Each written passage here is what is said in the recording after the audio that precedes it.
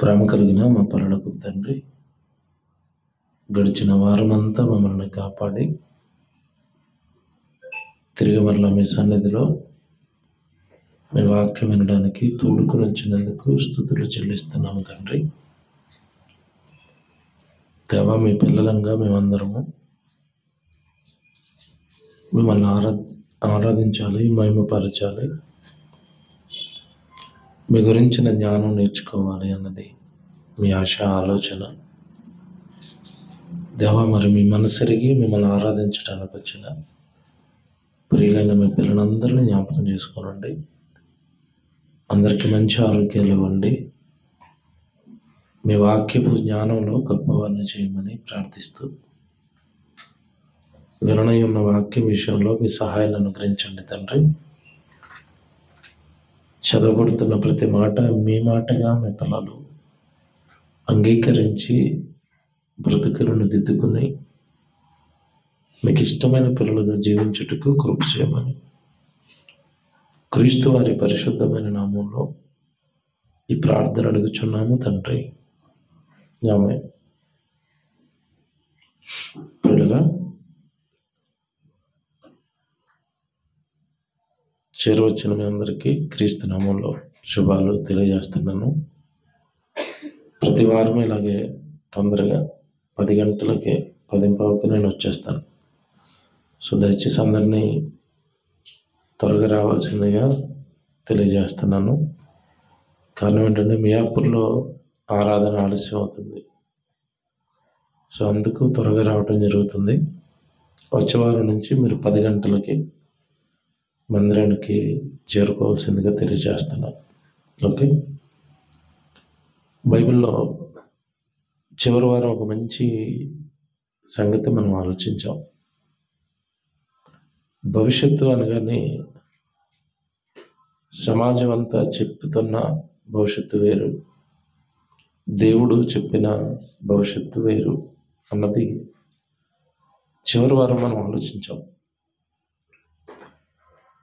నిజంగా ఈ లోకమే జీవితం అనుకుని, ఈ లోకంలో డబ్బు, ఈ లోకంలో సంపాదన అది ఉంటే చాలు మనం ఏదో సాధించాము అని అనుకునే వాళ్ళందరి ఆలోచనలని యేసుక్రీస్తుల వారు తప్పుపట్టారు. పుట్టింది ఈ లోకాన్ని సంపాదించడానికి కాదు, ఈ లోకాన్ని అనుభవించడానికి కాదు. జగత్తు పునాది వేయబడక ముందు నుంచి ఎదురు చూస్తున్నా నీ తండ్రి కలలను పండించడానికి పుట్టినదానవు. కానీ ఈరోజు మనుషులు పుట్టించిన దేవుడిని ఎరగక, పాపం వాళ్ళకి జ్ఞానం లేక, మమ్మల్ని పంపినవాడు, మమ్మల్ని కన్నవాడు ఒక తండ్రి, ఒక దేవుడు ఉన్నాడు అన్న సంగతి వారు గుర్తెరగక లోకం కొరకు బ్రతకటమే వారి జీవితం అన్నట్టుగా వారు బ్రతుకుతారు. కానీ మనం వారిలో నుండి ప్రత్యేకింపబడిన వాళ్ళము, వారిలో నుండి వేరు చేయబడిన వాళ్ళము, దేవుని కొరకు ప్రత్యేకపరచబడిన వాళ్ళము. కనుక మన ఆలోచనలు, మన ప్రణాళికలు, మన జీవన విధానము కంప్లీట్గా లోకానికి వ్యతిరేకంగా ఉండాలి. వాళ్ళు బ్రతుకుతున్నట్టుగా మనం లోకం కొరకు బ్రతకూడదు. నేను ఉద్యోగం చేసేటప్పుడు కొలీగ్స్ అందరూ కూర్చొని మాట్లాడుకుంటుంటే లంచ్ టైంలో అందరూ మాట్లాడే మాటలు ఇప్పటికీ నా చెవుల్లో మారుమ్రోగుతూనే ఉంటాయి. అప్పుడులో అందరూ చెప్పే మాట ఏంటంటే, నేను ఎలాగైనా సరే కారు కొనాలిరా అనేవాడు ఒకడు. ఒక అబ్బాయి ఉప్పల్ నుంచి వచ్చేవాడు ఇన్ఫోసిస్లో జాబ్ చేయడానికి గచ్చిబౌలికి. మరి నేను అక్కడి నుంచి ఇక్కడ వరకు ట్రావెల్ చేయలేకపోతున్నాను రోజు ఉద్యోగం కోసం. సో నేను గచ్చిబౌలి ప్రాంతంలో ఎలాగైనా సరే ఒక ఇల్లు కొనాలి, ఇల్లు కొనుక్కోవాలి, ఒక అతను కారు కొనుక్కోవాలి, ఒక అతను ఊర్లో పొలం కొనాలి, ఒక అతనికి ఊర్లో పొలం ఉంది, ఆ పొలాన్ని అమ్మేసి నేను సంపాదించిన కొంచెం డబ్బు యాడ్ చేసి హైదరాబాద్లో ఒక మంచి అపార్ట్మెంట్ కట్టాలి, వాటిని రెంట్కి ఇవ్వాలి, నేను హాయిగా కాలు మీద కాలు వేసుకొని తిరాలి. మేము లంచ్ కూర్చున్న ప్రతిసారి వాళ్ళు డిస్కస్ చేసుకునేవి ఇవే, వాళ్ళు మాట్లాడుకునేవి ఇవే. అంటే లోకమంతా, లోకం యొక్క ఆలోచనలన్నీ కూడా తినాలి, కట్టుకోవాలి, లోకంలో ఏదో బలంగా సంపాదించాలి, చచ్చిపోయేంత వరకు హ్యాపీగా ఈ లోకాన్ని అనుభవిస్తూ జీవితాన్ని ముగించాలి. అంతే. ఇదే భవిష్యత్తు, ఇదే కెరియరు, ఇదే అంతిమంగా మేము ఏదైనా సాధించాము అనడానికి మైలురాయి, మేము ఏదైనా సాధించాము అనడానికి కొలమానం వాళ్ళకి. ఇప్పుడు యేసుప్రభు బైబిల్లో ఏం మాట్లాడతాడు చూద్దాం. ఒకానొక సందర్భంలో ప్రభు సువార్త చేస్తున్నాడు, వాక్యం చెప్పుకుంటూ గ్రామ గ్రామాన్ని తిరుగుతున్నాడు. అలా వాక్యం చెబుతున్న యేసుక్రీస్తుల వారి దగ్గరకు ఒకడు వచ్చాడు సడన్గా. మీరు ఇది చాలాసార్లు చదివిన సందర్భంలో ఉంటుంది. ఒకసారి పూర్తిగా ఈరోజు మనం ఆలోచిద్దాం దాన్ని. లూకాసు వార్త 12వ అధ్యాయం ఒకసారి అందరూ తీసుకోండి. లూకాసు వార్త 12వ అధ్యాయం అందరం చూద్దాం. 13. లూకాసు వార్త 12వ అధ్యాయం 13.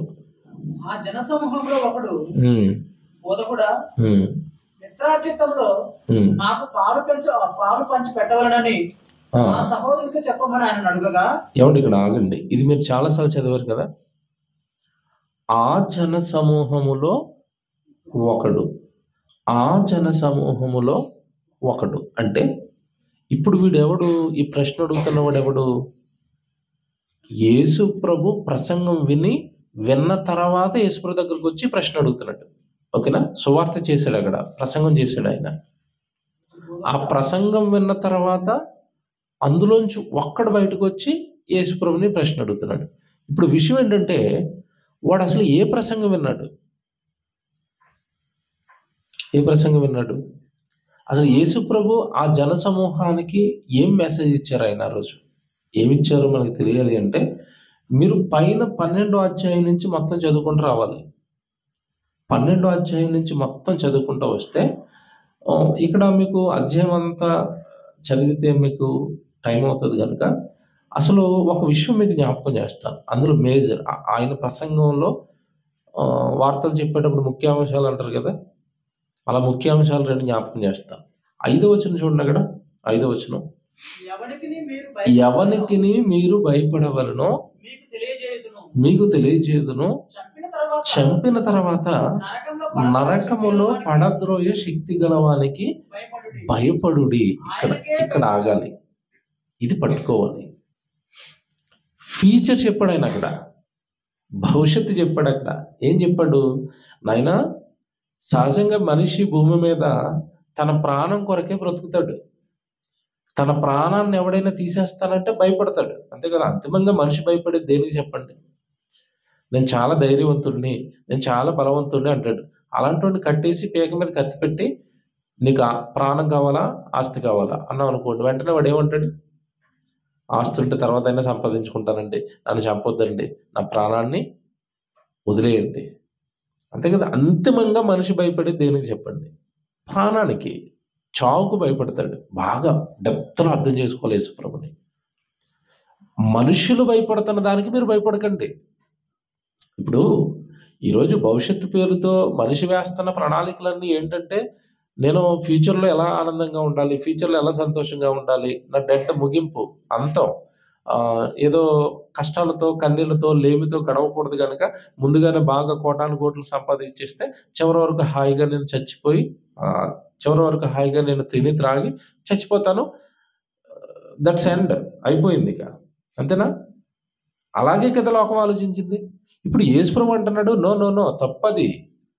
చచ్చిపోయిన తర్వాత మిమ్మల్ని భయపెట్టేవాడు ఒక ఆయన ఉన్నాడు.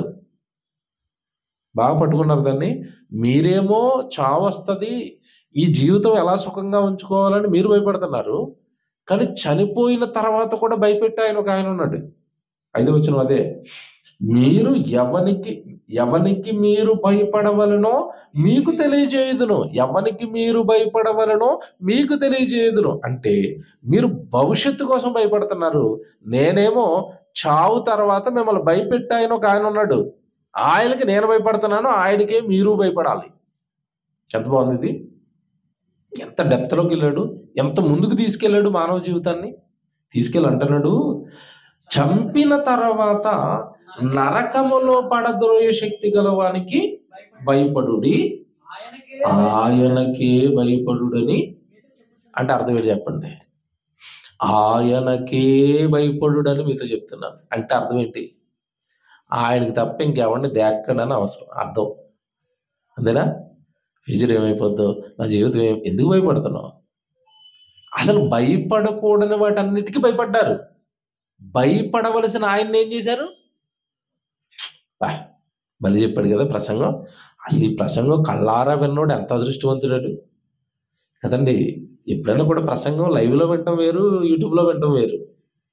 ఆడు లైవ్లో ఉన్నాడు, ఈరోజు మనం లేఖనంలో వింటున్నాం. యేసుప్రభు మాటలు ఇవి, డైరెక్ట్ ప్రసంగం ఇది. మీరు ఎవరికి భయపడవలనో ఆయనకి మీరు ఎక్కువ, ఆయనకి తప్ప మీరు దేనికి భయపడవలసిన అవసరత లేదు.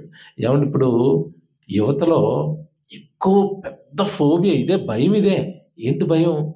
నా కెరియర్ ఏమవుతుందో, నా భవిష్యత్తు ఏమవుతుందో, నాకు సరిగా చదువు రావట్లేదు, నాకు మంచి ఉద్యోగం రాదేమో. చాలామంది ఇలాగే సతమతం అయిపోయి ఏమండి, ఎందుకంటే లోకం అంతా పరుగులు తీస్తుంది, స్పీడ్ అయిపోతున్నారు. కెరియర్ భవిష్యత్తు, ఉద్యోగాలు అంటే ఇతనికి ఏదైనా రావట్లేదు అనుకోండి, అంతే, నాకేం రావట్లేదు, నేను ఏమైపోతాను, అందరూ పాస్ అయిపోతున్నారు, అందరికి ఉద్యోగాలు వచ్చేస్తున్నాయి, అందరికీ పెళ్ళిళ్ళు అయిపోతున్నాయి, నాకేంటో ఇది ఒక రకమైన మానసిక రోగి అయిపోతుంది. అంటే ఇక్కడ విషయం ఏంటంటే, ఏమీ లేనివాడు కూడా భూమి మీద బ్రతుకుతాడు. బ్రతుకుతాడా? బ్రతుకుతాడు. ఎగ్జాంపుల్ చెప్పండి.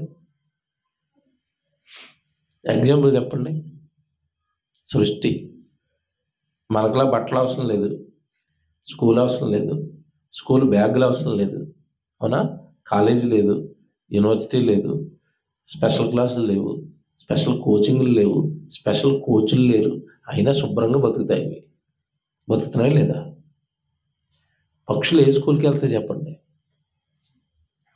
మీకు ఇంకోటి చెప్తానండి, మీరు డెప్త్లో ఆలోచించండి. ఇది సామాన్యంగా అర్థం కాదు. కుక్క పిల్లకి స్విమ్మింగ్ ఎవడైనా ట్రైనింగ్ ఇస్తాడా? పుట్టిన వెంటనే పడేస్తే ఈదుతుందా? చెప్పండి. మీకు విషయం మీరు ప్రాక్టికల్గా మీకు తెలియదేమో. అప్పుడే పుట్టిన కుక్క పిల్లలను పట్టుకెళ్ళి నీటిలో వేసేయండి, మునిగిపోతా, ఈత కొడుతుందా? దానికి ఎవరిని ఏర్పడి ఈతని అడుగుతున్నాను. అప్పుడే పుట్టిన పిల్లలను పట్టుకెళ్ళి స్విమ్మింగ్ పూల్ వేయండి, చచ్చూరుకుంటుంది. అర్థమైందా? పాయింట్ అర్థమైందా? అంటే దానికి బై బర్త్ ఈత నేర్పి పంపింది ఎవరు చెప్పండి? దేవుడు. పక్షికి ఎగరటం ట్రైనింగ్ ఇచ్చింది ఎవరు చెప్పండి? దేవుడే. వాటికి ఎవ్వడు ఏమీ నేర్పవలసిన అవసరత లేదు. మనుషులకి టీచర్స్, కోచింగ్లు, కోచింగ్ ఇచ్చే కోచెస్ ఉన్నట్టుగా సృష్టిలో ఏ జంతువుకైనా, ఏ పక్షికైనా కోచ్ ఉన్నాడా? గురువు ఉన్నాడా?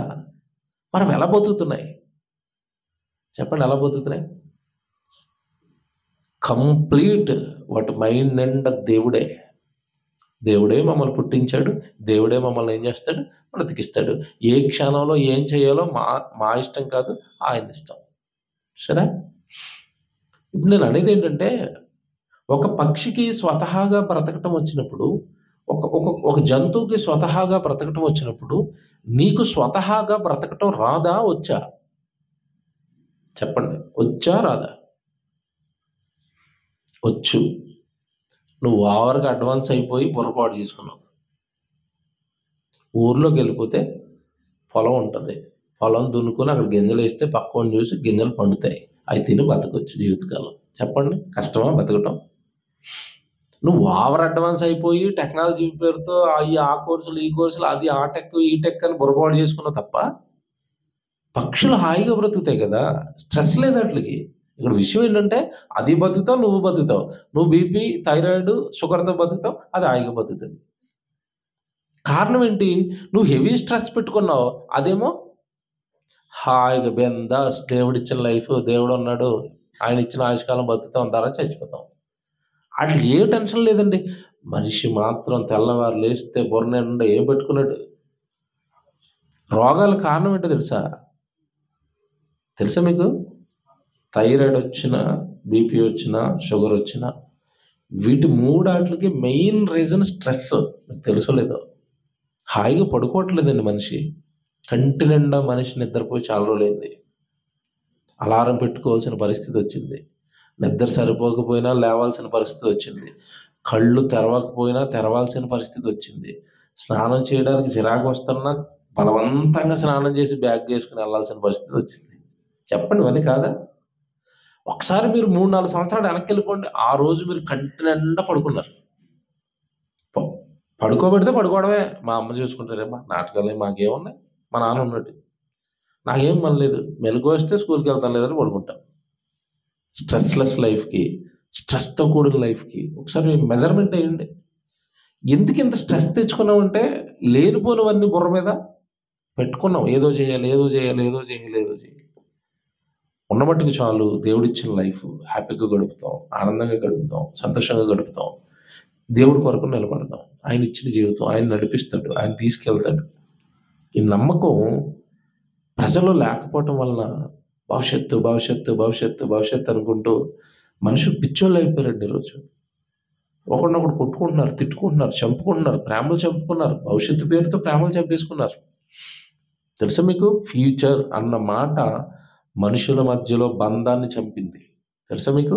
ఎలా చంపింది చెప్పనా?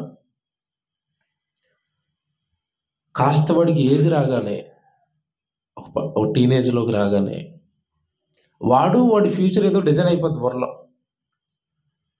వాడు డిజైన్ చేసుకున్న ఫ్యూచర్కి తల్లిదండ్రులు అడ్డుపడుతున్నారు అనుకోండి. తల్లిదండ్రులు ఏం చేస్తున్నారు చెప్పాలి? పిల్లలు ఏం చేస్తారు? వదిలేస్తారు. ఎందుకురా వదిలేసి మమ్మల్ని వెళ్ళిపోతున్నావు అంటే, నీకేం తెలుసు మా బాధ, నేను ఒకటి సాధించాలనుకున్నాను, అది ఇక్కడ ఉంటే మీ దగ్గర ఉంటే నేను సాధించలేను, అందుకే నేను నా కెరియర్ చూసుకుని వెళ్ళిపోతున్నాను. అమనాన్ని వదిలేస్తాడా? వదిలేస్తాడు. ఈ చిత్రం పెళ్ళైన తర్వాత వాడి కెరియర్కి అడ్డొస్తుంటే భార్యలను కూడా వదిలేస్తున్నాడు. వదలలేదా? సినిమా యాక్టర్లు చూడండి, మీ ఆవిడని ఎందుకు వదిలేసామంటే నా కెరియర్కి అడ్డొస్తుంది. ఈవిడ క్రిస్టియన్ అని చెప్పుకుంటారు కనుక ఆవిడ పేరు ఎత్తుతున్నాను నేను. నాగార్జున గారు కోడలు సమంత వదిలేసింది. ఇంటర్వ్యూ పెట్టారు. ఎందుకు వదిలేశారు? ఎందుకు వదిలేశాను అంటే ఏం చెప్పింది తెలుసా? నా కెరియర్గా కుటుంబం అడ్డొస్తుంది, నేను ఇష్టం వచ్చిన బట్టలు వేసుకుని యాక్టింగ్ చేయడానికి మా ఫ్యామిలీ ఒప్పుకోవటం లేదు, చిన్న డ్రెస్సులు వేసుకోవద్దు, రొమాంటిక్ సీన్స్ యాక్టింగ్ చేయొద్దు అని చెప్పారట కుటుంబం. మాది కొంచెం పెద్ద కుటుంబం కదా, మా కోడలు కదా, నువ్వు అలా స్క్రీన్ మీద మరీ దారుణంగా కనపడితే మా పరువు పోయిద్దమ్మా అని చెప్పారట. ఎందుకంటే వాళ్ళకి ఫ్యామిలీ కొన్ని ఎథిక్స్ ఉన్నాయి. పాపం వాళ్ళ నాన్న కూడా ఒక సినిమా యాక్టర్ని పెళ్లి చేసుకున్నాడు. ఆవిడ మ్యారేజ్ అయిన తర్వాత మొత్తం సినిమాలు వదిలేసి పద్ధతిగా చక్క చీర కట్టుకుని కాపురం చేసుకుంటూ ఉంది. ఈవిడని కూడా అలాగే ఎక్స్పెక్ట్ చేశారు, ఈవిడ కూడా అలాగే ఉంటుంది కుటుంబంలో అని. కానీ ఈవిడ రివర్స్ గేర్ వేసింది. నేను ఎందుకుంటాను అలాగే మీ ఇంట్లో, నాకు ఒక కెరియర్ ఉంది, నాకు భవిష్యత్తు ఉంది, నేను బోల్డన్ని యాక్టింగ్లు చేయాలి నిక్కర్లు వేసుకుని, మీతో నాకు అవ్వదు అని వెళ్ళిపోయింది. అంటే ఇప్పుడు కెరియర్ భవిష్యత్తు అనేది బంధాలను చంపుతుందా? చంపేస్తుంది. అమ్మనాన్నలు వదిలేస్తారా? వదిలేస్తారు. భార్య భర్తలు వదిలేస్తారా? ఒరే బాబా, అందరినీ పోగొట్టుకుని నువ్వు సాధించి సచ్చేది ఏముంది? నాకు ఏం అర్థం అవటం లేదు. ఏం పట్టుకుని పోతారు? అందరిని వదిలేసుకుని కెరియర్లో ఏదో సాధించేసి ఏం పట్టుకుని వెళ్ళిపోతారు? చివరికి అంతిమంగా కాళ్ళు చెయ్యి అన్ని లాగిన తర్వాత పక్కన ఉండవలసింది ఎవరు చెప్పండి? మళ్ళీ తిరిగి ఎవరు ఉండాలి వాళ్ళ పక్కనే? బంధువులే కదండి. కోటా గారు చాలా సాధించాడు, కోట్లు. చచ్చిపోయే టైం కాళ్ళు ఎండిపోయినాయి, షుగర్తోనే ఎవడు లేడు పక్కనే. మీకు చూపించాను ఫోటో. దిక్కు మొక్కు లేని చావు చచ్చిపోయాడు. అంటే ప్రపంచం మాయ చేసింది ఇది జీవితం, ఇక్కడ నువ్వు బ్రతకాలి, ఇక్కడ నీకు ఏదో ఉందని ఒక రకమైన స్ట్రెస్లోనికి తీసుకుని వెళ్ళిపోయింది లోకం. ప్రభు అంటున్నాడు, ఎంత బాగా చెప్పాడంటేనండి, కౌన్సిలింగ్ అది కౌన్సిలర్ ఆయన ఎంత బాగా చెప్తున్నాడు చూడండి. 5వ వచనంలో, ఎవనికి మీరు భయపడవలెనో మీకు తెలియచేయుదును, చంపిన తర్వాత నరకములో పడద్రోయగల శక్తి గలవానికి భయపడుడి. నరకములో పడద్రోయగల శక్తి ఎవరికొందట? దేవునికి. ఆయనకే మీరు భయపడండి అని చెప్పి తర్వాత మాట చూడండి. 5 పిచ్చుకలు 2 కాసులకు అమ్మబడును కదా, అయినను వాటిలో ఒకటైనను దేవుని ఎదుట మరువబడదు.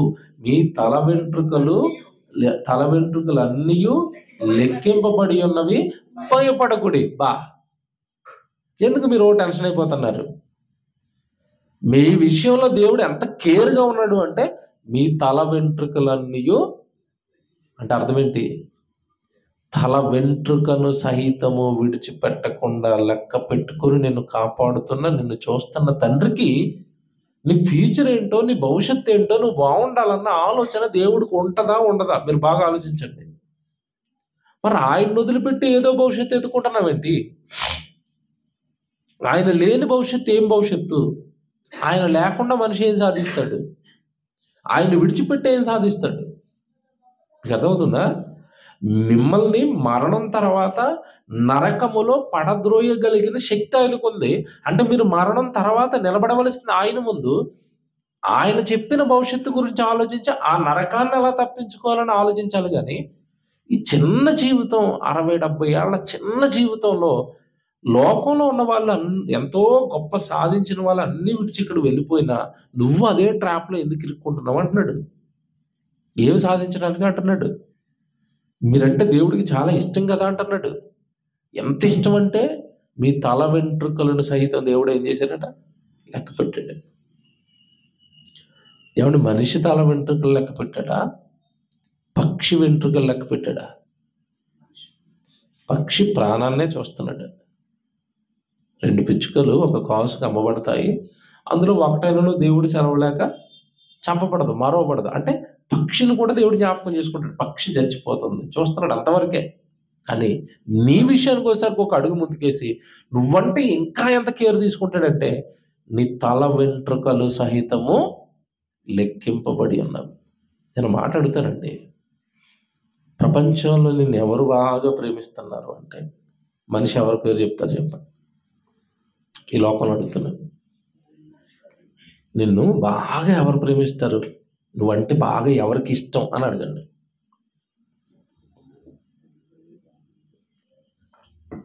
తల్లి పేరు ఫస్ట్ ప్లేస్. మా అమ్మ నన్ను చాలా బాగా ప్రేమిస్తుంది.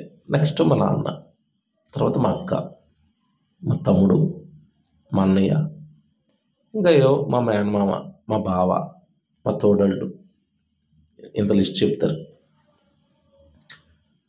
ఇంకా కొంచెం మీకు బాగా అర్థమయ్యేటట్టు చెప్పాలంటే, కొంతమంది ఒక రకమైన ట్రాప్లో ఉంటారు. ట్రాప్ అంటే ఏంటంటే, ప్రేమ పేరుతో ట్రాప్లో ఉంటారు. అది ప్రేమ అన్న ట్రాప్. అది అంటే ఒక రకమైన, మేము ప్రేమించుకుంటున్నాం అనేవాళ్ళు మానసిక రోగులు. నా లెక్క ప్రకారం మానసిక రోగులు అనమాట. అదో రోగం. అది మీకు తెలియదు, అది రోగం అని. రోగం ముదిరిపోయిన తర్వాత తెలుస్తుంది. ఎన్ని మందులు వేసినా తగ్గదు. అప్పుడు తెలుస్తుంది ఇది పెద్ద రోగం నన్ను నాశనం చేసిందని. ఈ రోగంలో కొంతమంది ఉంటారు. ఈ ప్రేమ రోగంలో ఉన్న వాళ్ళని అడగండి, నేను ఎవరు ప్రేమిస్తున్నారు బాగా అంటే, అప్పటి వరకు అమ్మ పేరు చెప్పినోడు, నాన్న పేరు చెప్పినోడు నా రాణి అంటాడంతే.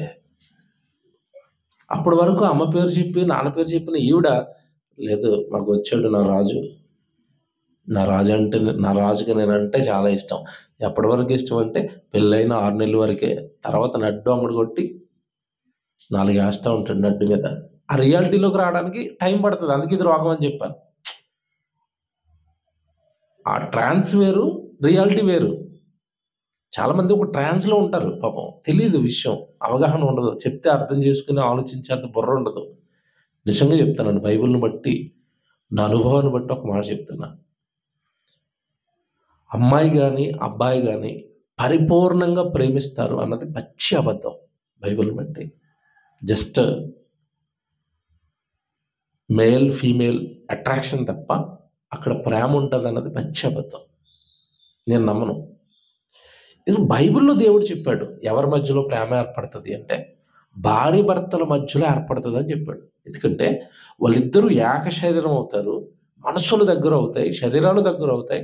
అప్పుడు వాళ్ళ మధ్యలో ఒక అట్రాక్షన్ స్టార్ట్ అవుతుంది, ప్రేమ స్టార్ట్ అవుతుంది. భార్య భర్తల మధ్యలో పైన ఎవడో రూపాన్ని చూసి ఏదో ప్రేమ గుడ్డుది అన్నట్టుగా, నీ జుట్టు నచ్చింది, నీ పళ్ళు నచ్చినాయి అన్నట్టు దొంగ. అది దొంగ ప్రేమ. తెలివిగా మీరు హైట్స్కి వెళ్తే కానీ ఇవన్నీ అర్థం కావు. ఎవరి పిల్లలకి అసలు అర్థం కావు. కనుక ఎవరు నిన్ను ప్రేమిస్తున్నారు అంటే తల్లి గురించి చెప్పినా, ఎవరు నిన్ను ప్రేమిస్తున్నారు అంటే తండ్రి గురించి చెప్పినా, ఎవరు నిన్ను ప్రేమిస్తున్నారంటే నీ భర్త గురించో, భార్య గురించో, లేదంటే ప్రియుడి గురించో, ప్రియురాలు గురించో చెబితే అక్కడ దేవుడు వేస్తున్న కౌంటర్ ఏంటంటే, వాళ్ళకంటే నేను ఎక్కువగా ప్రేమిస్తాను నిన్ను అనడానికి ఆయన దగ్గర ఉన్న ఒక ఆధారాన్ని బయటపెట్టాడు అక్కడ. ఏంటి ఆధారం అంటే, నిన్ను ప్రేమించే వాళ్ళల్లో ఎవరైనా నీ తల వెంట్రుకల సంఖ్య ఎంతో చెప్పమనండి. చెప్తారా? మీ అమ్మ నిన్ను బాగా ప్రేమిస్తుందంటే నెత్తి మీద ఎన్ని వెంట్రుకలు ఉన్నాయో చెప్పమని చెప్పిద్ది ఆవిడ. అసలు ఆవిడ నెత్తి మీద ఎన్ని ఉన్నాయో ఆవిడకి తెలియదు. తల వెంట్రుకలను లెక్కించటం ఎవరి వలన సాధ్యపడదు. అలాంటిది అంటే ఆ విషయం మనకి ఎందుకు చెప్పాడంటే, నీ వెంట్రుక కూడా నాకు ఇష్టమేనన్న, అంత ఇష్టం నువ్వంటే. ఎంత బాగా చెప్పాడండి.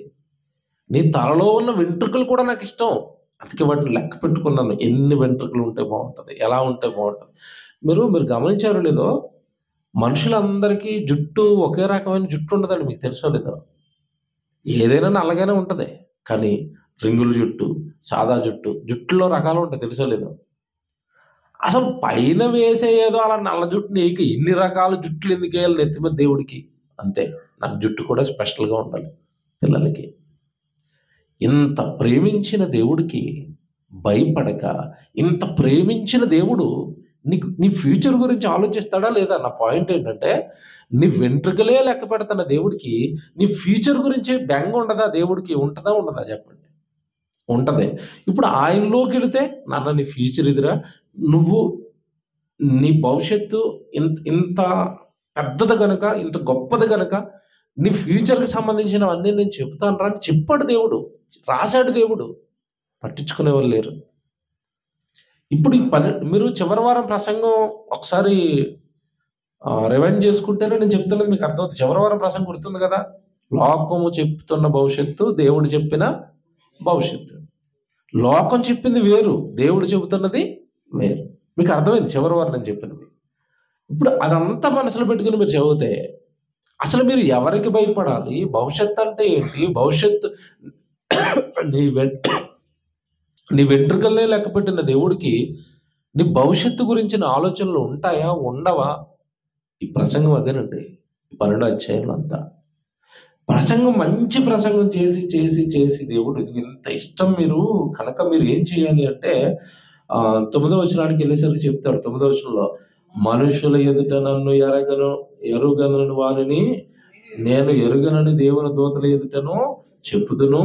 మనుష్య కుమారుడి మీద వ్యతిరేకంగా ఒక మాట పలుకు వానికి పాపక్షమాపణ కలగదు, కానీ పరిశుద్ధాత్మను దూషించి వానికి పాపక్షమాపణ లేదు. కనుక ఇది అంత పైన ప్రసంగం అంతా ఏంటంటే, మీరు దేవుడి కోసం బ్రతకండి, పాప క్షమాపణ పొందుకోండి. మరణం తర్వాత భయంకరమైన శిక్ష ఒకటి ఉంది, అది మీ ఫ్యూచర్, పాతాళం, నరకాగ్ని. సో దాని నుండి తప్పించుకోవడానికి మీరు బ్రతకండి. ఇదే ఆయన సెన్స్ అంతా. ఇప్పుడు ఎంత మంచి ప్రసంగం చేసిన తర్వాత, అంటే భవిష్యత్తు మీకు మరణం తర్వాత ఉంది, అక్కడ మిమ్మల్ని నరకంలో వేయగలిగిన శక్తిమంతుడు దేవుడు ఉన్నాడు కనుక మీరు భూమి మీద ఉండగానే పాపక్షమాపణ పొందండి, ఆయన మీ తండ్రి అని గుర్తించండి, ఆయన కొరకు మీరు బ్రతకండి, మీరు దేవునికి వ్యతిరేకంగా బ్రతకొద్దు అని ఇంత మంచి ప్రసంగం చేసిన తర్వాత ఆయన దగ్గరికి ఎవడైనా వచ్చి మాట్లాడితే ఏం మాట్లాడతాడని యేసుప్రభు ఎక్స్పెక్ట్ చేస్తాడు చెప్పండి? ఏం మాట్లాడాలి ఆయన దగ్గరికి వచ్చి మాట్లాడితే? ప్రభువా, ఇంత భవిష్యత్తు ఉందని, నరకం ఇంత భయంకరంగా ఉంటుందని, దాని నుండి తప్పించుకోవాలని మాకు తెలియదు ప్రభువా అని వచ్చి మాట్లాడాలి. ఆ ప్రసంగం అయిన తర్వాత ఎవడైనా వచ్చి మాట్లాడితే, ఇప్పుడు వీడు వచ్చి ఏం అడుగుతున్నాడు చూడండి 13వ వచనంలో, ఆ జన సమూహములలో ఒకడు, బోధకుడా, పిత్రార్జితములో నాకు పాలు పంచి పట్టి వెళ్ళనని నా సహోదరుడితో చెప్పమని ఆయన అడగగా. ఎలాగుంటది బీపీ? చేసిన ప్రసంగం ఏంటి, అడుగుతున్నది ఏంటి చెప్పండి? మీకు అర్థమైందా? ఆయన చేసిన ప్రసంగానికి వీడు అడుగుతున్న దానికి ఏమైనా సంబంధం ఉందా? అసలు అడగొచ్చా? పోనీ ఆ ప్రసంగం వింటే అడగొచ్చా వీడు వచ్చి? అసలు ఆయన చెప్పిందేమో పైన, ఒరే బాబు ఏమీ లేదురా, చచ్చిపోయిన తర్వాత భవిష్యత్తురా, నరకంలో పడిపోతావురా, కాలిపోతావురా అంటే, ఈ దగ్గర ఏమండి యేసు ప్రభు గారు కొంచెం మా దస్తావేజులు చూస్తారేట అన్నాడు వచ్చి. మీకు లోకల్ లాంగ్వేజ్ చెప్తున్నాను. అదే కదా పిత్రార్జితం పంచిపెట్టమంటే అర్థం ఏంటంటే, మా నాన్న నుండి వచ్చిన ఆస్తి ఉంది, మా అన్నయ్యకి నాకు గొడవ అయిపోతుంది, మీరు కొంచెం డాక్యుమెంట్లు విడగొట్టాలి వచ్చి. ఎలాగుంది అంటే, పైన దేవుడు చెప్పిన ఫ్యూచర్ ఏమైనా వీడికి అర్థమైందా? మీరు చెప్పండి. అర్థమైందా? అర్థం. మీకు మాట చెప్తాను, మీరు ఎవరు బాధపడకూడదు. చర్చిలో కూర్చుని ప్రసంగం వింటున్న వాళ్ళందరికీ దేవుడు అర్థమవుతాడు అనుకుంటున్నారా? అబ్బబ్బబ్బే, నాకు తెలుసు కదా, 50 మంది ఉంటే 3 4 ఎక్కుతుంది. మిగతా వాళ్ళు అందరూ ఏదో చెప్తాడు, మాకు ఎందుకు ఆదివారం వచ్చాము. నిజమండి, గ్రహించరండి. అసలు హృదయంలోకి వాక్యం తీసుకురండి. నిజమే కదా, దేవుడు ఇలా చెప్పాడు కదా, మనమేంటి ఇలా అంటే ప్రశ్న ఏర్పడదు. వాక్యం విన్న తర్వాత హృదయంలో స్పందన ఏర్పడాలి, ప్రశ్న ఏర్పడాలి. నిజమే కదా, దేవుడు అలా బ్రతకమన్నప్పుడు నేను ఎందుకు ఇలా బ్రతుకుతున్నాను?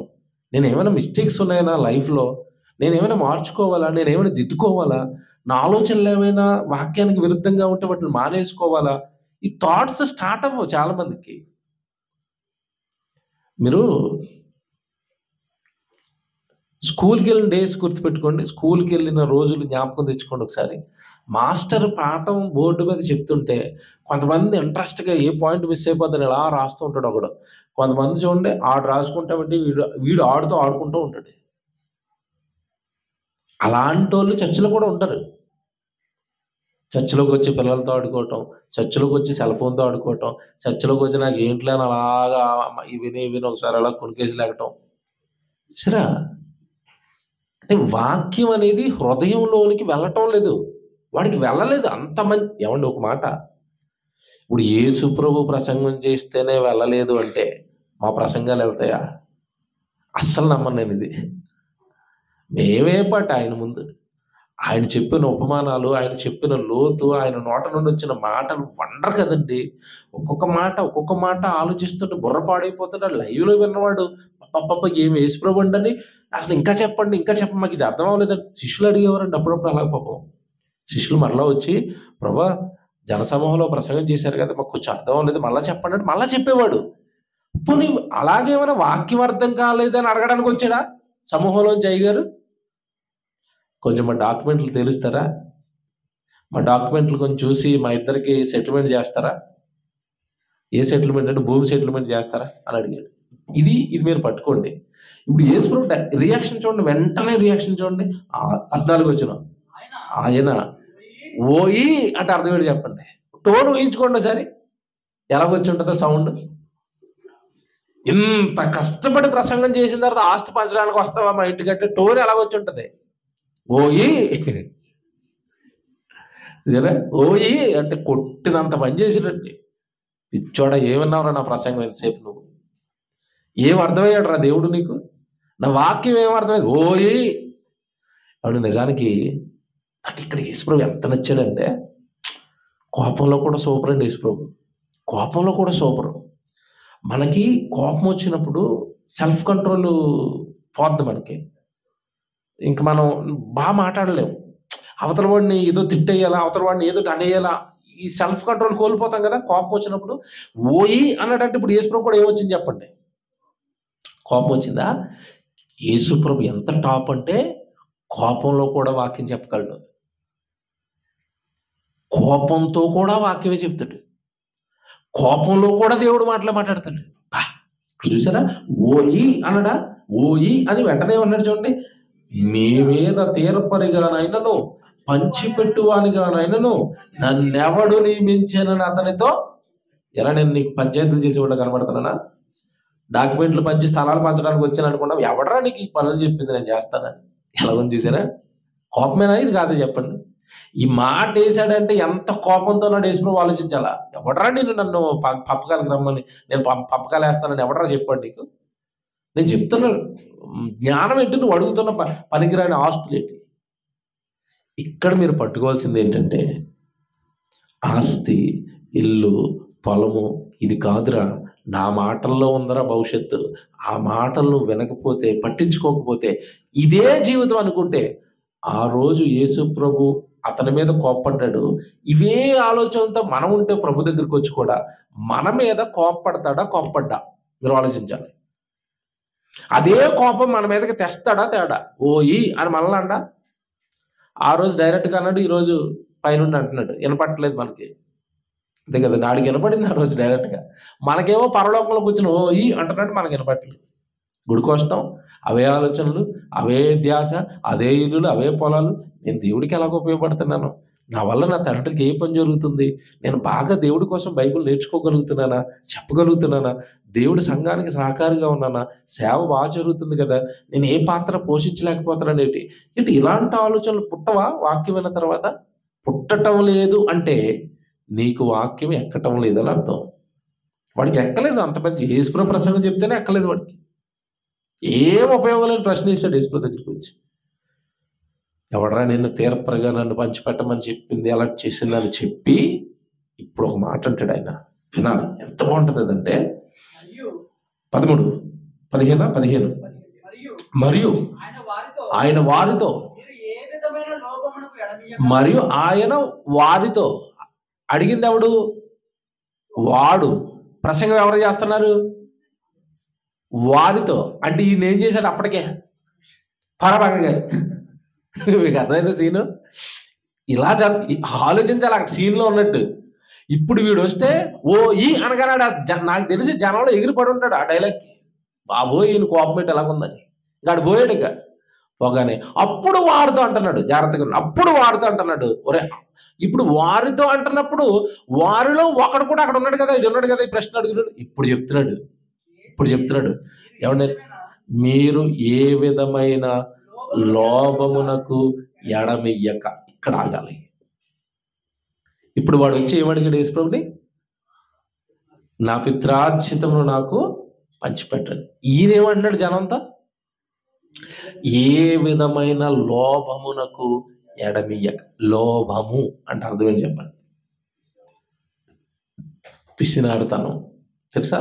లోభము అంటే విషయం ఏంటంటే లోభులు పరలోక రాజ్యానికి రారు అన్నట్టు.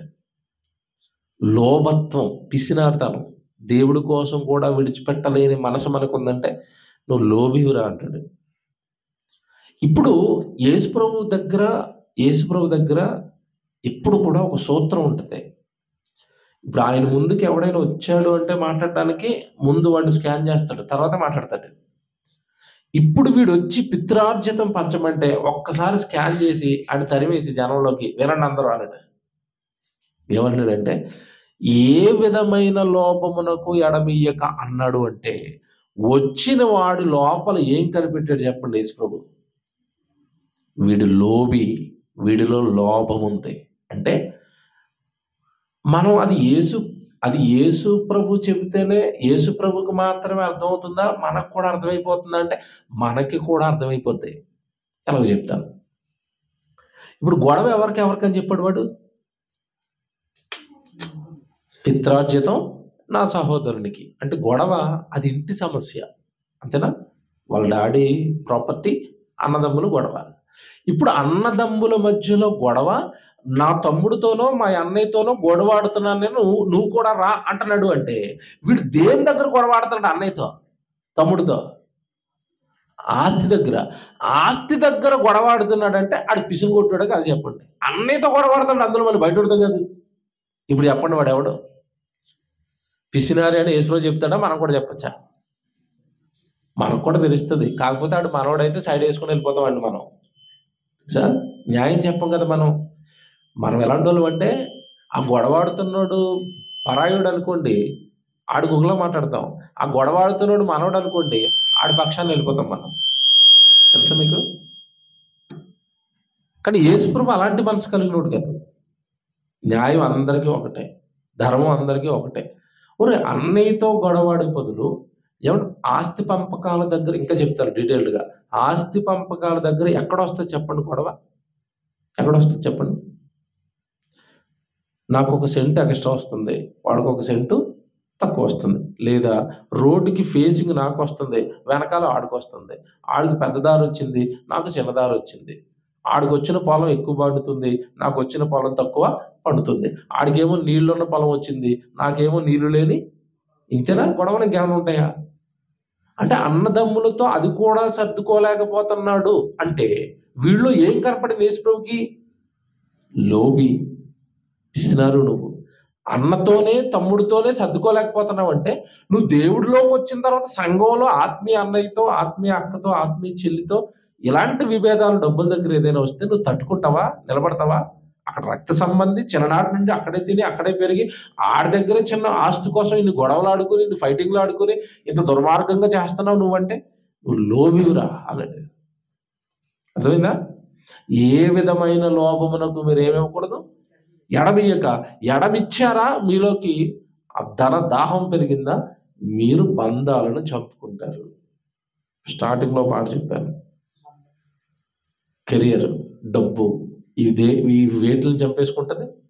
బంధాలు. వీడిప్పుడు అన్నయ్యతో తమ్ముడితో గొడవాడుతున్నాడా పిత్రార్జితం విషయంలో?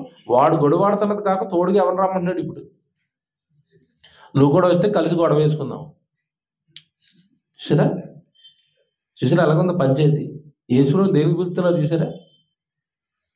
నిజంగా చెప్తున్నాడు. కొంతమందికి ఆ రోజు ఆయన వాక్యం చెప్పేవాడు దైవజనుడు. ఇప్పటికీ చాలా మందిలో మేము చూస్తాం. దైవజనుడిని ఏ కార్యక్రమానికి పిలవాలి, ఆయన ఏ కార్యక్రమంలో పెట్టుకోవాలి, ఎక్కడ ఉండాలి దైవజనుడు, ఏమి చెప్పడానికి దైవజనుడు తెచ్చుకోవాలి, ఏ పరిస్థితుల్లో దైవజనుడు వస్తే మనకి ఆశీర్వాదం, ఈ సంగతులు కొంతమందికి తెలియదు. ప్రతి దాంట్లోనూ ఆయన పెట్టడం, ప్రతి దాంట్లోకి ఆయన లాగటం, ప్రతి దాంట్లోకి ఆయన తీసుకురావడం. మా అన్నయ్యకి తమ్ముడికి గొడవ, అయ్యారు మీరు వచ్చేయండి, ఆయన వచ్చి ఏం చేయాలి? మీరిద్దరు కొట్టి చేస్తుంటే అసలు మీరు గొడవ పెట్టుకోవడమే మొదట మీకు తప్ప, మీ ఇద్దరికి వాక్యం లేదు, మళ్ళీ అతను ఎందుకు అందులోకి? చూసారా? అంటే దేవుడి వాక్యాన్ని, దైవజనుడిని ఎలాంటి విషయాల్లోకి తెచ్చుకోవాలి తెలియాలి. ఆస్తి పంపకాలకు పాస్టర్ గారు రావాలా? ఎవరు నిజంగా చెప్పండి, సంఘాల్లో ఇలాంటి గొడవలు జరగవా? ఇలాంటి పంచాయతీలు పాస్టర్ గారు తీరుస్తాడా తీర్చడా? మీకు రూల్ తెలుసా? కమర్షియల్ అనగా ఈ స్థలానికి సంబంధించిన పంచాయతీలు ఏవైతే ఉంటాయో అందులో పోలీసు వాళ్ళు ఎంటర్ అయితేనే కోర్టు ఒప్పుకోదు. తెలుసో లేదు మీకు? ఏం పని అందులో? అది ఎంఆర్ఓకి సంబంధించింది, ల్యాండ్కి సంబంధించింది. మీరు పోలీసు వాళ్ళు అందరికి ఎందుకు వెళ్ళారు అని అడుగుతుంది. తెలుసా? కోర్టు ఒప్పుకోదు పోలీసు వాళ్ళు జోక్యాన్ని. దాని డిపార్ట్మెంట్ వేరు, ల్యాండ్కి సంబంధించిన సెటిల్మెంట్లు చేసే డిపార్ట్మెంట్ వేరు. మీరు ఎందుకు వెళ్ళారు అని అడుగుతుంది కోర్టు. అలాంటిది దైవజనుడు ఎక్కడికి వెళ్ళాలి? ఆత్మీయంగా పెంచి పోషించడానికి, పాపంలో పడిపోకుండా కాపాడడానికి. ఏది తప్పో ఏది రైటో తెలియనప్పుడు వాక్యానుసారమైన దిశానిర్దేశం చేయడానికి జీవితానికి దైవజనుడు. ఆస్తి పంపకాలకి మేమిద్దరం కొట్టుకున్నాం, రాత్రి వచ్చి పంచాయతీ ఏంటి, మా ఇద్దరి మధ్యలో సాక్షాత్కాలు అట్టండి ఆస్తులకి ఎందుక? పాస్టర్ని దీంట్లోకే వాడతారు గ్రామాల్లో చాలా మంది. ఈ అమాయకుడికి తెలియదు వాళ్ళకేం చెప్పాలో, ఆడ ఎక్కడ వెళ్తే అక్కడ పోతా ఉంటాడు వీడు. ఓయి ఎవడు నన్ను తీర్పరగా పెట్టింది నీకు? కనుక దేవుని పిల్లలారా, బాగా లోతుగా వాక్యాన్ని ఆలోచిస్తే ఇక్కడ వరకు ఈ విషయాన్ని చెప్పి ముగిస్తానే. మీకు తర్వాత నుంచి జరిగింది తెలుసు. కోపంలో కూడా వాక్యం చెప్తాడు యేసుప్రభు అని ఎందుకనంటే ఇందాక ఆ మాట, వాడి మీద అంత కోపం వచ్చిన తర్వాత మీరు ఏ విధమైన లోపానికి మీరు ఎడమీయకూడదని చెప్పిన తర్వాత ఒక ఉపమానం చెప్పాడు. ఏంటి ఉపమానం? మీ అందరికి తెలుసు, ధనవంతుడు ఉపమానం. వాడికి పొలం ఉంది, బాగా పండేసింది, ఏం చేయాలో తెలియక పాత కోట్లన్నీ ఇప్పేశాడు, కొత్త కోట్లు కట్టాడు. కట్టేసిన తర్వాత ఇక్కడ కళ్ళు బయలు కమ్మేసి కళ్ళు ఎత్తి మీదకి ఎక్కిపోయినాయి. ఎక్కిపోయి నా ప్రాణమా, ఏమండి ఈ డైలాగు చదవాలి. ఇక్కడ ఒక విషయం ఉంది చెప్తాను ఈ రోజున. 20వ వచనం, 19వ వచనం, 19వ వచనం, 19వ వచనం. నా ప్రాణముతో ప్రాణమా అనేక సంవత్సరములకు విస్తారమైన ఆస్తి నీకు సమకూర్చబడి ఉన్నది. ఆగండి, ఇక్కడ అనేక సంవత్సరములకు విస్తారమైన ఆస్తి నీకు. ఇప్పుడు ఈ మాటను బట్టి ఒక ప్రశ్న అడుగుతాను మిమ్మల్ని. లోకం ఏదైతే భవిష్యత్తు అనుకుంటుందో, లోకం చెప్పిన భవిష్యత్తు ఏంటి? మొదటి వారిని చెప్పాను కదా, ఏంటి భవిష్యత్తు అనుకుంటుంది? కారు కొనాలి, ఇల్లు కొనాలి, పొలం కొనాలి, 1 కోటో 2 కోట్లు సంపాదించాలి. సామాన్యుడు ఆలోచనలు 1 కోటి సంపాదించాలంటే లైఫ్ సెట్. సినిమా వాడు అనుకోండి 1000 కోట్లు సంపాదించితే లైఫ్ సెట్. ఇంకా అదాని అనుకోండి 1,00,000 కోట్లు సంపాదిస్తే లైఫ్ సెట్. బాగా వినాలి. గోలు డబ్బు సంపాదించడమే కదా అంతిమంగా. నువ్వు ఏ రూట్లో వెళ్ళినా అంతిమంగా నీ లక్ష్యం ఏంటి, గోల్ ఏంటి? డబ్బు సంపాదించావు. అదే కదా సెటిల్ అవ్వటం అంటే, అదే కదా కెరియర్‌లో హైట్స్‌కి వెళ్ళటం అంటే, అదే కదా భవిష్యత్తులో నేను గొప్పగా బ్రతికెళ్ళడానికి ప్రామాణికం గాని, కొలత గాని మనుషులు ఏంటి చెప్పండి? ఏం చేస్తే ఫ్యూచర్ సెట్ అయిపోయినట్టు చెప్పండి? మనుషులు అడుగుతున్నా చెప్తున్నా. ఉద్యోగం చేసావు, వ్యాపారం చేసావు, యాక్టింగ్ చేసావు, లేదా లోకంలో ఉన్న కోటి విద్యల్లో ఏదో ఒక విద్య చేసి నువ్వు బాగా డబ్బు సంపాదించేస్తే వాడు లైఫ్‌లో ఏమైపోయాడు? సెట్ అయిపోయాడు. వాడి ఫ్యూచర్ ఏమైపోయింది? పాడైపోయిందా? బాగుందా? డబ్బు సంపాదించాడంటే ఫ్యూచర్ బాగుందా? చెడిపోయిందా? లోకం అడుగుతున్నాను. సూపర్ అండి. వాడి భవిష్యత్తుకి ఇంకా డోకా లేదండి అంటాడు. అంతేనా? వాడికి మంచి పేరు వచ్చేసిందండి, సినిమా యాక్టర్ అయిపోయాడండి, వాడి భవిష్యత్తుకి ఇంకేం లేదు, డోకా లేదు. హోటల్ పెట్టాడు అనుకోండి, స్టార్టింగ్‌లో ఏముండదు, ఏదో తోలుకుంటూ ఉంటాడు. అలా నెమ్మదిగా రోజుకి ఒక ₹1,00,000 హోటల్ అమ్ముతుంది అనుకోండి. అప్పుడు అంటాడు డైలాగ్ ఏమని? ఇంకా ఆడికి డోకా లేదండి, సెట్ అయిపోయాడండి, హోటల్ రోజుకి ₹1,00,000 అమ్మేస్తుందండి. వినండి. సాఫ్ట్‌వేర్ ఇంజినీర్ అలాగే ఏదో చిన్నవి చేసుకుంటూ ఏదో కోర్సులు నేర్చుకుని ఏదో కంపెనీకి సీఈఓ అయిపోయాడు. చెప్పండి డైలాగ్. చెప్పండి డైలాగ్ ఏంటి? సూపర్ అండి, వాడి భవిష్యత్తుకు డోకా లేదండి, సెట్ అయిపోయాడండి. అర్థమవుతుందా? లోకం సెట్ అయిపోయాడు అన్న దగ్గర యేసుప్రభు అంటున్నాడు, నీకు ఇప్పుడే స్టార్ట్ అయింది అసలు కదా అంటాడు ఆయన. ఇప్పుడు చూడండి అక్కడ 19 చదివారు కదా, నా ప్రాణమా అనేక సంవత్సరములకు విస్తారమైన ఆస్తి నీకు సమకూర్చబడి ఉన్నది. నెక్స్ట్ అంతే కదా, లైఫ్లో సెట్ అయిపోయినాడు ఏం చేస్తాడు? సుఖిస్తాడు, తింటాడు, త్రాగుతాడు, సంతోషిస్తాడు. అందుకే కదా నువ్వు కూడా సెట్ అవ్వాలని ట్రై చేస్తున్నావు. మహేష్ బాబు వాళ్ళ ఫ్యామిలీని తీసుకుని సంవత్సరానికి 3 సార్లు ఫారెన్ ట్రిప్ వేస్తాడట. ఇంట్లో అలా ఆవిడ అంటుంది, నువ్వు నన్ను పక్కనే ఉన్న శ్రీకాకుళం కూడా తీసుకెళ్ళలేదు, అరకు అంటుంది ఆవిడ. అప్పుడు వీడేమో ఆలోచిస్తాడు, ఆయన ఫారెన్ తీసుకెళ్తున్నాడు కనుక నేను కనీసం అరకుకి సంవత్సరానికి 3 సార్లు కుటుంబంతో వెళ్ళి హాయిగా తిరిగి త్రాగి అలాగ వచ్చామంటే మేము లైఫ్లో ఏమైపోయాం? మేము సెట్ అయిపోయాం. Future super. అంతేనా? ఇప్పుడు వీడు సెట్ అయిపోయాడా, సెట్ అవ్వలేదా? ఇప్పుడు లోకం అంటున్న మెజర్మెంట్ ఇప్పుడు ఈ ధనవంతుడికి వేస్తే వీడు వాళ్ళ మెజర్మెంట్ ప్రకారం సెటిల్ అయ్యాడా లేదా? భవిష్యత్తు బాగుందా లేదా? వీడిది బాగుందా? మీరు యేసుప్రభు పక్కన పెట్టి వీళ్ళ పాయింట్ ఆఫ్ వ్యూలో వీడిని అడుగుతున్నాను నేను. వీడి ఫ్యూచర్ ఏమైంది చెప్పాలి నాకు ఇప్పుడు. బాగుందా? మళ్ళీ అడుగుతున్నాను, బాగుంది. ఇప్పుడు యేసుప్రభుని అడిగితే ఏం బాగలేదురా అన్నట్టు ఎలాగుంది? అర్థమైందా? మనం మెజర్మెంట్ దేన్ని వేసుకుంటాం? ఎప్పుడు దేవుణ్ణి వేసుకుంటావా, లోకాన్ని వేసుకుంటావా? లోకం నీ భవిష్యత్తు బాగుందంటారా, అమ్మయ్య మా పక్కన మా అన్నయ్య బాగుంది అన్నాడు, సూపర్. దేవుడు బాగలేదు అన్నాడు, ఆయన గురించి నాకు ఎందుకు, అది వరకు గుడికి వెళ్ళొస్తాను. అర్థమవుతుందా? నేను నిజంగా చెప్తున్నాను, నా లైఫ్లో ఎడ్జ్కి నేను వచ్చాను. నేను ఉద్యోగం చేస్తున్నప్పుడు ఎడ్జ్లో ఉండేవాడు. నేను నా కొలీగ్స్తో మాట్లాడుతున్నప్పుడు అంతా వీళ్ళు చెప్తున్న ఫ్యూచర్ వేరు. నేను వాక్యం దగ్గరికి వచ్చేసరికి పరలోకం, ఆత్మ, జీవితం, సేవ అనేసరికి ఇదేట్రా బాబా వాళ్ళు అలాగా ఇది ఇలాగా అలా అలాగా ఇలా నేను ఎడ్జ్కొచ్చి నేను డెప్త్లో ఆలోచించుకునేవాడిని. వాక్యం ఏడు చేయాలి తండ్రి, అలా చెప్తున్నారు ఇలా చెప్తున్నారు. ఏం లేదు నాయన, పిచ్చుకల కంటే మీరు శ్రేష్ఠులు అన్నాడు అంతే. వెంటనే ఉద్యోగానికి రిజైన్. తర్వాత చూసుకుందాం. మీరు వాక్యాన్ని ఇలా ఆలోచిస్తున్నారా? లోకం బాగుందంటే బాగున్నాం అనుకుంటున్నారా? లోకం చెప్పినవన్నీ మేలు అనుకుంటున్నారా? లోకం వేసిన కొలమానం దేవుని ఎదుట నిలబడుతుంది అనుకుంటున్నారా? నో. మనుషులు మాయ చేస్తున్నారు మనల్ని.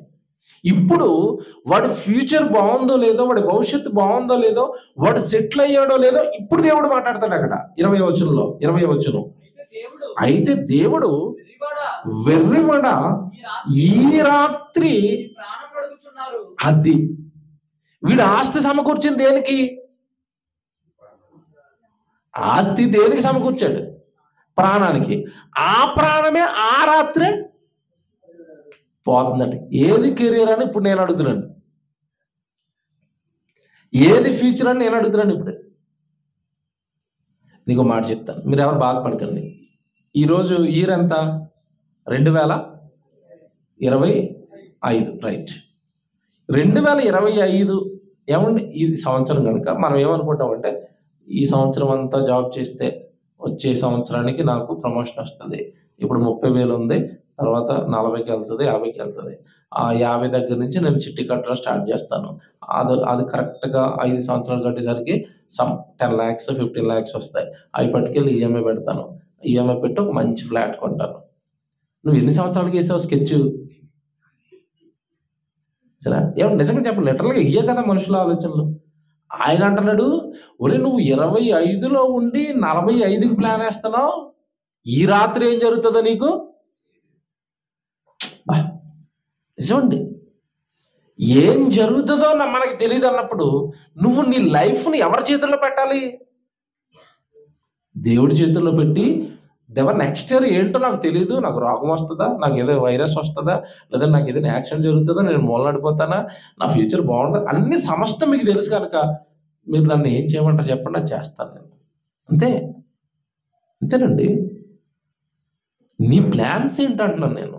వాడు వేసాడు, ఎంతకేసాడు ప్లాన్ అంటే వీడు, మీరు పదాలు పట్టుకున్నారో లేదో, అనేక సంవత్సరములకు విస్తారమైన ఆస్తి నీకు సమకూర్చబడి, అంటే ఎన్ని సంవత్సరాలకు వేసాడు వాడు స్కెచ్? అనేక సంవత్సరాలట. ఇక నీకు డోకా లేదు, నోరు తిను, కాళ్ళు ఎంజాయ్ చేయి, త్రాగు, లెట్స్ ఎంజాయ్ అన్నాడు. అంతే. ఎంతకాలానికి ఎంజాయ్ అయ్యాడు వీడు? విరువడ ఈ రాత్రి నీ ప్రాణాన్ని. ఇప్పుడు నేను విషయం చెప్పనా, మీకు బాగా అర్థమైతే హృదయంలో నవ్వు వస్తుంది. ఫ్యూచర్, భవిష్యత్తు, కెరియర్ దేనికి? శరీరానికి, ప్రాణానికి. రైట్? ఇప్పుడు ప్రాణానికి రిమోట్ ఎవరి చేతుల్లో ఉంది? మన చేతుల్లో లేదు. మన గుండె ఎప్పుడు ఆగిపోద్దో మనకు తెలియదు, మన ఊపిరి ఎప్పుడు ఆగిపోద్దో తెలియదు, మనకి ఎప్పుడు మరణం వస్తుందో మనకి. చివరి వారం చూపించాను ఆ రెఫరెన్స్లన్నీ. ఇది మీరు మనసులో పెట్టుకుంటే ఆగిపోయే ఊపిరికి, ఆగిపోయే ప్రాణానికి ఎవడైనా కెరియర్, ఫ్యూచర్ అన్నాడు అనుకోండి, మీరు హృదయంలో నవ్వుకోవాలా. మీకు అర్థమవుతుంది ఇలాగా. నేను చెప్తాను ఒక ఉదాహరణ. మీరు బర్త్డే పార్టీలకి ఎప్పుడైనా వెళ్ళారా? బర్త్డే పార్టీలకి వెనకాల డెకరేషన్ చేస్తారు. డెకరేషన్ చేసి బర్త్డే పార్టీ డెకరేషన్లో ఎక్కువగా ఉపయోగించేవి ఏమంటే బెలూన్స్. అది చూడడానికి ఎంతే ఉంటుంది ముందు, ఆడు ఉప్పు అంటే ఇంత అవుతుంది. అది బాగా వినండి ఉదాహరణ. ఆడు ఊది ఊది ఊది అలాగ ఊది దారం కట్టి, మళ్ళీ గాలి బయటకు వెళ్ళిపోకుండా ఏం కడతాడు? దారం కట్టి అవన్నీ ఇలా వరుసగా పెట్టగానే ఆ బెలూన్స్ అన్ని బ్లూ కలరు, రెడ్ కలరు, ఏమండి మెరూను, బ్లాక్, ఇవన్నీ ఇలా కట్టగానే చూడడానికి లుక్ ఎలా ఉంటుంది? ఎలా ఉంది? సూపర్గా ఉంటుంది కదా. అలా అందంగా ఉంటే అందరూ వెళ్ళిపోయి అక్కడ ఎలా ఫోటోలు తీసుకుని, ఎందుకంటే డెకరేషన్ బాగుంది కాబట్టి అందరూ సెల్ఫీలు అబ్బా మంచి అడవాడు చేస్తారు. ఇప్పుడు అక్కడ ఉన్న ఒక బుడగ మాట్లాడుతుంది, మీకు అర్థమని చెప్తున్నాను. అక్కడ ఉన్న బుడగ ఒకటి మాట్లాడుతుంది ఏమని?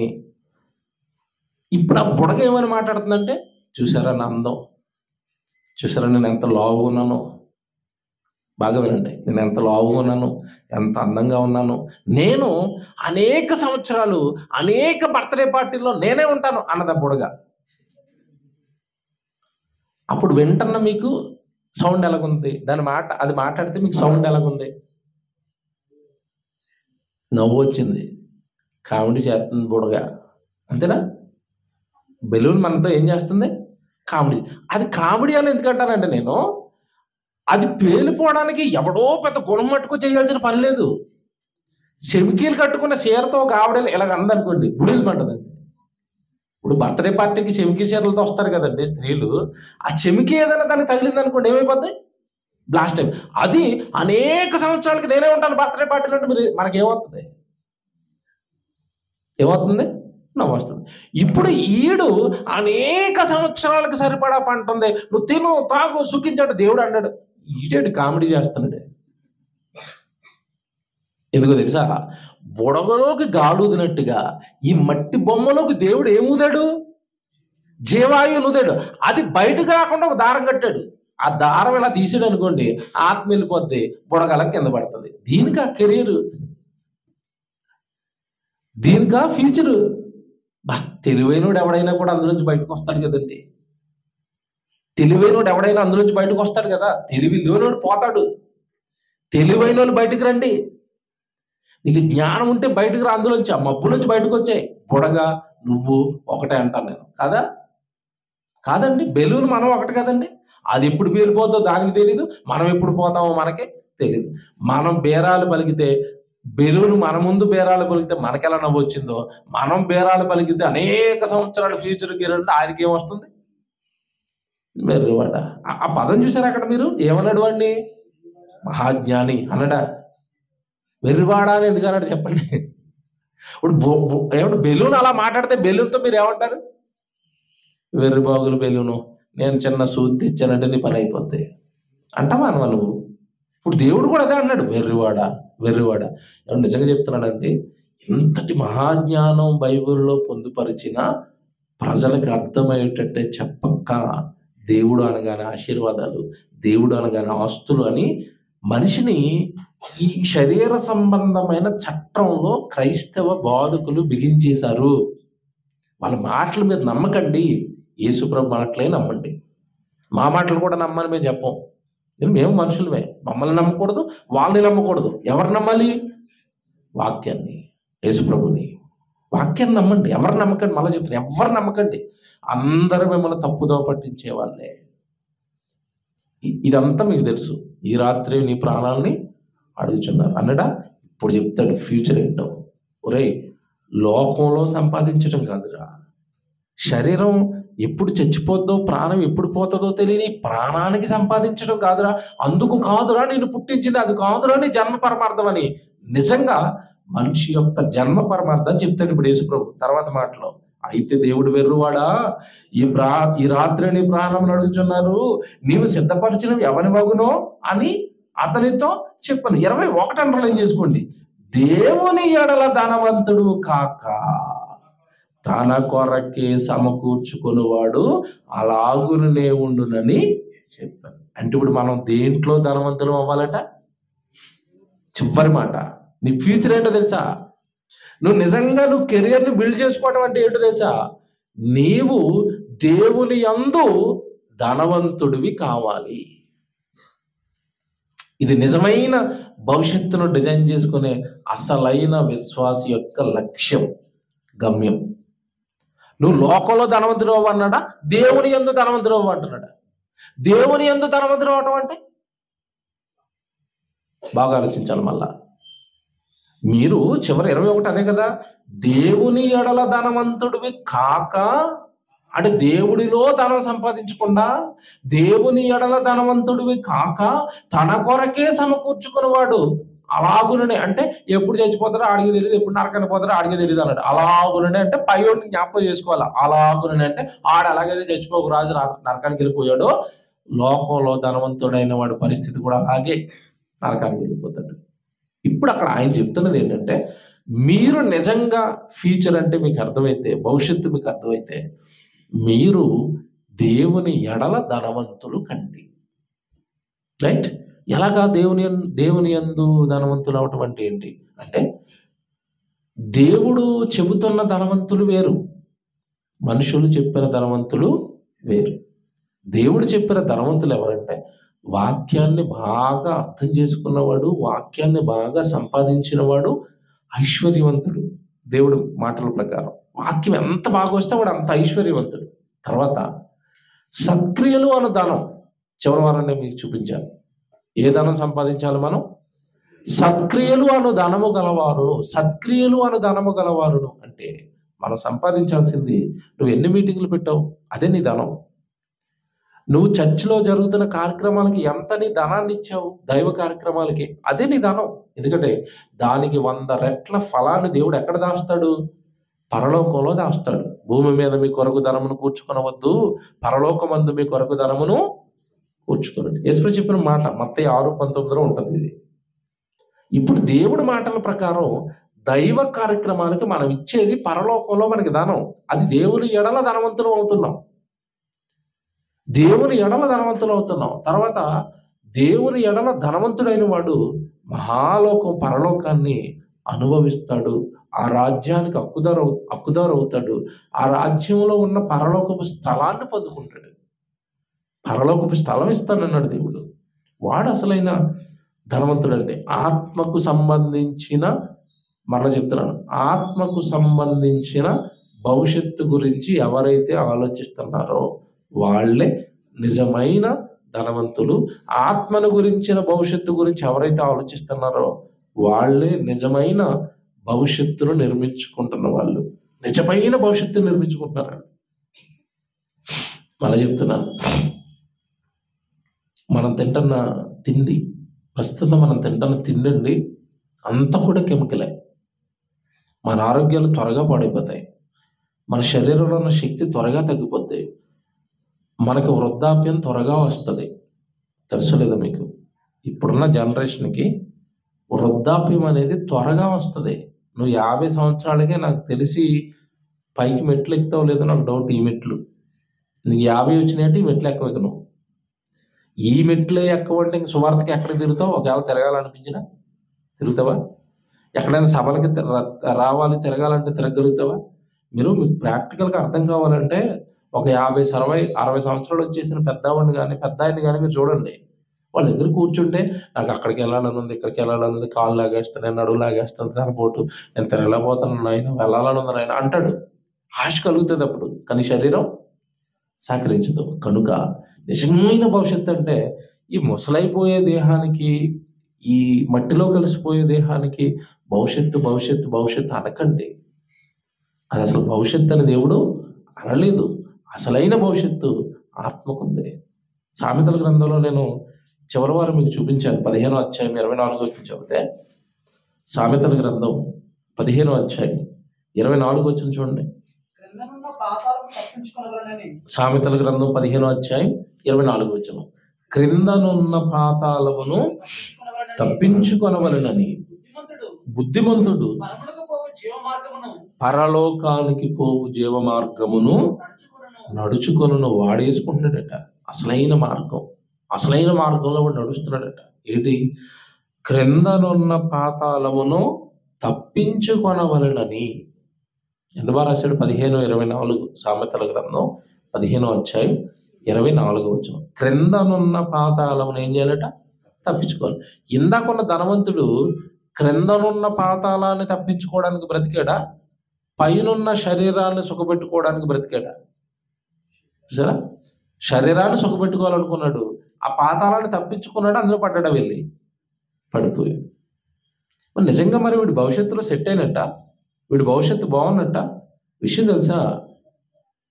యేసుక్రీస్తుల వారు కాలానికే వాడు నరకంలో పడ్డాడు అంటే 2000 సంవత్సరాల క్రితమే యేసుప్రభు వచ్చాడు. ఆ 2000 సంవత్సరాల క్రితం అప్పటికే వాడు నరకానికి వెళ్ళిపోయాడు అంటే అప్పటి నుంచి ఇప్పటి వరకు వాడు ఆత్మగా నిత్యాగ్ని దండనలో కాలుతూనే ఉన్నాడు. అది వాడి ఫ్యూచరు, అది వాడి భవిష్యత్తు. శరీరం అల్పం, శరీరం అశాశ్వతం, శరీరం చిన్నది, దీని లైఫ్ టైం చిన్నది, దీని శక్తి చిన్నది, దీని బలం చిన్నది. ఏదైనా కూడా ప్రాక్టికాలిటీలోకి వస్తేనే అర్థమవుతుందండి. ఇప్పుడున్న యవ్వన పిల్లల దగ్గరికి వచ్చి ఒరే శరీరం చిన్నదిరా, బలం ఉండదురా అంటే ఆడు 50 కేజీలు బస్తా లేచి నడి మీద పెడతా ఉంటాడు. ఆడికి శరీరం చిన్నది రాకపోవాలంటే నువ్వు అలాగే చెప్తావు, నేను 2 బస్తాలు లేపి అవతలేస్తాను అంటాడు. కరెక్ట్గా 20 సంవత్సరాల తర్వాత ఆడి దగ్గరికి వెళ్ళి ఏరా బస్తాలు లేపుతానన్నావు లెగట్లేదు ఏంటో అని అడగండి. అప్పుడు చెప్తాడు తత్వం, అప్పటికి బోధపడుతుంది. ఏదో అప్పుడు ఆవేశంలో మాట్లాడేసాను అన్నయ్య, ఏం లేదు అయిపోయింది అంటే ఏముండదు. శరీరం గుల్ల డొల్ల. యవ్వనం త్వరగా కృషించిపోతుంది ప్రస్తుతం ఉన్న తిండికి. కనుక నేను ఎప్పుడో 10 సంవత్సరాల తర్వాత చేస్తాను దేవుడికి, 20 సంవత్సరాల తర్వాత చేస్తాను, లైఫ్లో సెటిల్ అయిన తర్వాత బతుకుతాను ఇవన్నీ చెప్పకండి. శరీరంలో బలం ఉన్నంత కాలం దేవుడి కొరకు బ్రతికి దేవుని ఎడల మనం అందరం ఏమవ్వాలి? ధనవంతులము కావాలి. అది అసలైన భవిష్యత్తు. ఓకేనా? ప్రార్థన చేసుకుందాం. ప్రేమ కలిగిన తండ్రి, మంచి మాటలు, లోకం మమ్మల్ని మోసం చేస్తున్న